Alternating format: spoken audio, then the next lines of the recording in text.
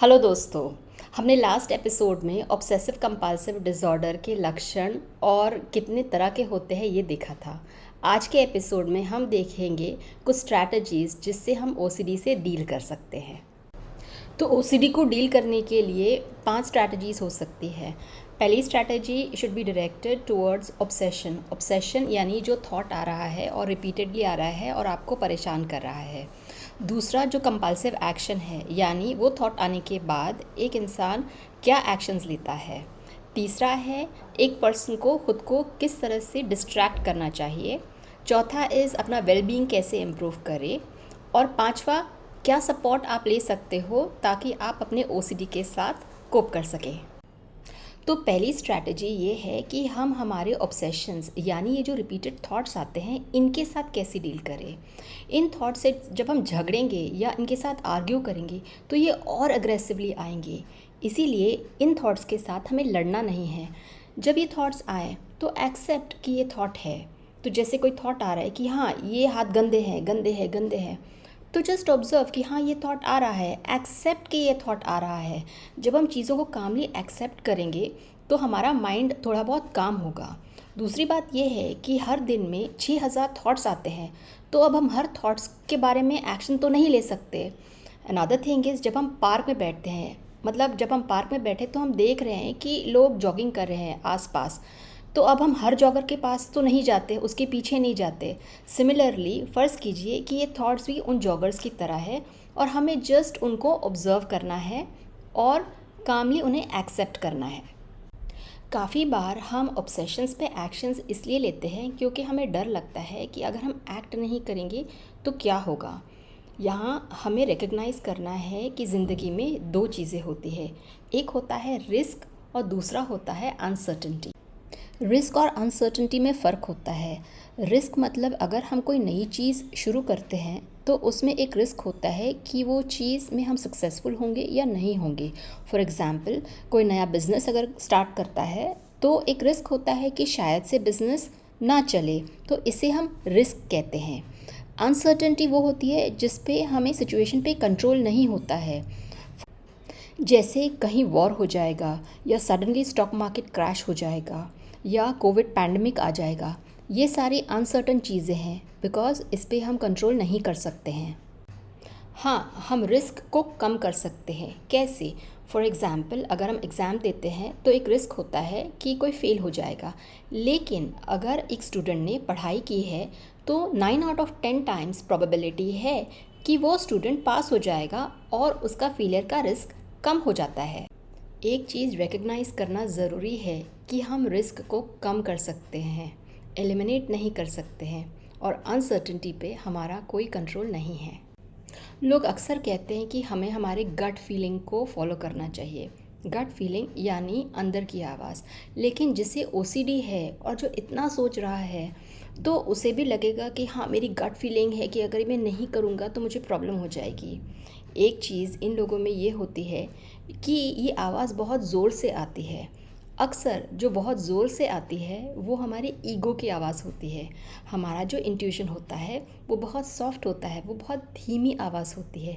इसीलिए हमें हमारी ईगो ड्रिवन आवाज़ और हमारी इंट्यूशन में फ़र्क करते आना चाहिए। दूसरी जो इम्पॉर्टेंट स्ट्रैटेजी है वो हमारे कंपल्शन को मैनेज करने की ओर होगी। कंपल्शन यानी जो एक्शन हम ले रहे हैं। अब कंपल्शन को हमें पहले आइडेंटिफाई करना है। आइडेंटिफाई करने के बाद या तो हम उसे डिले कर सकते हैं या हम उसे रिड्यूस कर सकते हैं। आइडेंटिफाई हम कैसे करेंगे? अगर हम ऑब्ज़र्व करेंगे तो हमें लगेगा कि हाँ ये एक कंपल्सिव एक्शन करने की हमें ज़रूरत पड़ रही है। अभी जैसे कि अगर हम फ़ोन पे हैं और अगर हमें कोई स्पैमर कॉल करता है तो वो हमें बार बार इरिटेट कर रहा है। अगर वो हमें इरिटेट कर रहा है तो हम क्या करते हैं, हम एक बार कॉल लेंगे, दूसरी बार कॉल लेंगे, तीसरी बार कॉल लेंगे, लेकिन फिर बाद में हम उसे ब्लॉक कर देंगे। तो हम ये कर सकते हैं कि हमारा जो ये कंपल्शन है हम उसे एक नाम दे सकते हैं। फॉर एग्ज़ाम्पल वी रिकग्नाइज़ कि हाँ ये थॉट आया और कंपल्शन मतलब हमें हाथ धोना है, तो गिव इट अ नेम कि स्पैम। अब स्पैम का एक्शन क्या होगा? ब्लॉक।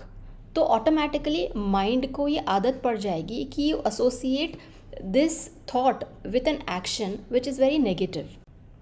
डिले करना मतलब वो एक्शन को आप थोड़े समय के लिए डिले कर दोगे। जैसे अगर आपको हाथ धोना है तो आप फ़ौरन जाके हाथ नहीं धोगे, यू विल वेट।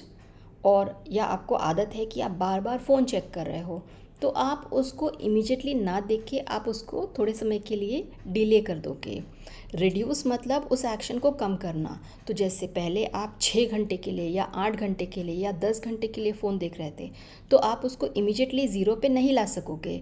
तो ये एक स्टेज वाइज मैनर में आप कर सकते हो, यानी मे बी 10% रिडक्शन आप कर सकते हो। जो पहले 10 घंटा कर रहे थे वो 9 घंटा, फिर 8 घंटा, फिर 7 घंटा, ऐसे करते करते आप कम कम अगर करेंगे तो स्ट्रेटिजिकली आप इस पर बेटर कंट्रोल कर पाएंगे।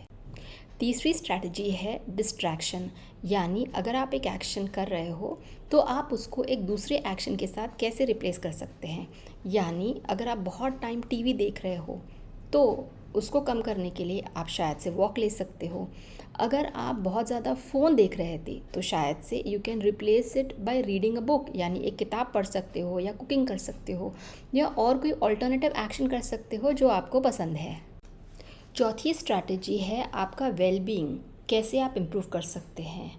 आप नेचर के साथ कनेक्ट कर सकते हैं, कोई एक्टिविटी कर सकते हैं, या आप एक अपने फ्रेंड सर्कल के साथ एसोसिएट कर सकते हैं। लेकिन इसमें याद रखना ज़रूरी है कि अगर आप उन लोगों के साथ एसोसिएट करेंगे जो आपके जैसे ही ऑब्सेसिव कंपल्सिव है, तो आपको ये आदतें तोड़ना मुश्किल हो जाएगा। ये जर्नी में खुद के और काइंड होना और कंपैशनेट होना बहुत ज़रूरी है। हमें बहुत आसानी से दूसरों के लिए कंपैशन आता है और काइंडनेस आता है, लेकिन हम खुद पे बहुत ही हार्श होते हैं। ऑब्सेशन में अगर आप कोई गलती करते हैं या कंट्रोल नहीं कर पाते हैं, so it's okay, just forgive yourself, खुद को माफ़ करें and be kind to yourself. Baby steps ले, पूरा रोम एक दिन में नहीं बदला था, तो ये चीज़ें चेंज करने के लिए टाइम लगेगा, बिकॉज ये आदतें बनने के लिए भी तो टाइम लगा है। अपनी स्मॉल विंस को सेलिब्रेट करना बहुत ज़रूरी है, क्योंकि अगर हम हमारी स्मॉल विंस को सेलिब्रेट करेंगे तभी हम बड़ी विक्ट्रीज़ हासिल कर पाएंगे, क्योंकि माइंड को आदत पड़ जाती है जीतने की। स्मॉल विन सेलिब्रेट करने के लिए कोई बड़ी चीज़ करने की ज़रूरत नहीं होती है। You can just give your self, एक कैडबरी चॉकलेट दे सकते हो, एक आइसक्रीम दे सकते हो।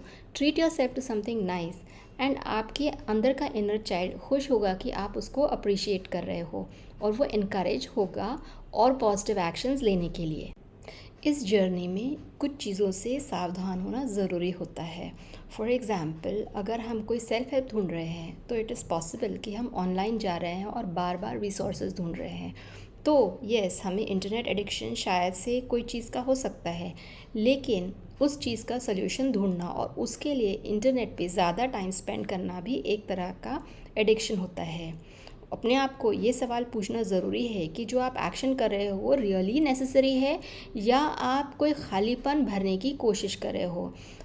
अगर हम दूसरे लोगों के साथ कनेक्ट करेंगे, उनसे बात करेंगे, अगर हमें मदद की ज़रूरत है तो अगर हम मदद मांगेंगे तो हम ओसीडी से ज़्यादा बेटर तरीके से कोप कर पाएंगे।